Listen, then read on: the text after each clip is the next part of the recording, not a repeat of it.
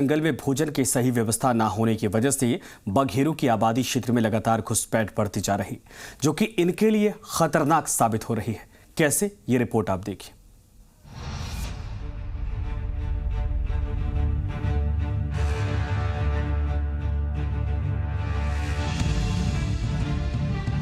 प्रदेश भर में वन अभयारण्य और जंगलों में बघेरों की आबादी 5 साल में 35 से 40% बढ़ी है, लेकिन जिम्मेदार ने इनकी सुरक्षा, प्रवास और भोजन के इंतजाम ढंग से नहीं कर पाए, जो इनके लिए काफी नुकसानदायक साबित हो रही है। क्योंकि भूख प्यास से व्याकुल होकर बघेरे आए दिन आबादी इलाके में जा रहे हैं, जहां या तो इनको मार दिया जाता है या फिर शिकारियों के फंदे में फंस जाते हैं।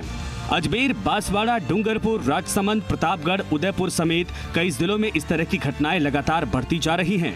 राजधानी से जुड़े जंगलों में इस तरह की घटनाएं सामने आ रही हैं, जिसे रोकना विभाग के लिए चुनौती साबित हो रहा है। इसको लेकर वन विभाग के अफसर कई बार मंथन और योजनाएं बना चुके हैं, लेकिन वो कभी फाइलों से बाहर ही नहीं निकल पाती। पिछली सरकार ने वाइल्ड लाइफ कंजर्वेशन और टूरिज्म को विकसित करने के लिए लेपर्ड प्रोजेक्ट की शुरुआत की थी। इसमें झालाना, बस्सी, सीता माता, खेतड़ी, बांसीलायल, माउंट आबू, कुंभलगढ़, रावली टोडगढ़ अभ्यारण्य को शामिल किया गया। यहाँ ग्रासलैंड, चार दीवारी, सुरक्षा, सर्विलांस समेत कई सुविधाएं विकसित करनी थी, लेकिन फंड नहीं मिलने से झालाना के अलावा कहीं भी काम पूरा नहीं हुआ, जिससे बघेरों की सौगात अधूरी रह गई।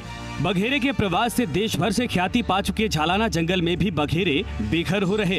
यहाँ वर्चस्व की लड़ाई और भोजन की कमी है, जिससे आए दिन यहाँ बघेरे जंगल से आबादी वाले इलाकों में जाते हैं और 20 वर्ग किलोमीटर के इस जंगल में 30 बघेरे प्रवास कर रहे हैं, लेकिन जिम्मेदार इस तरफ कोई ध्यान नहीं दे रहे हैं। प्रदेश भर में 600 से ज्यादा है बघेरे, 250 से ज्यादा सेंचुरी तो 300 से ज्यादा जंगल में बघेरे कर रहे प्रवास। 5 साल में 35 से 40% बघेरों की संख्या बढ़ी। बीते 8 साल में 300 से ज्यादा बघेरों की मौत हुई। वन विभाग के अधिकारी भी मानते हैं कि बघेरों को जंगल में पर्याप्त भोजन नहीं मिलता, जिसके चलते एक जंगल से दूसरे जंगल और बाहरी आबादी एरिया में भी घुसपैठ कर रहे हैं। जिन संरक्षित क्षेत्रों में खाने का अभाव है, उनमें वनस्पति का विभाग की ओर से सुधार किया जा रहा है। दामोदर प्रसाद, जी मीडिया, जयपुर।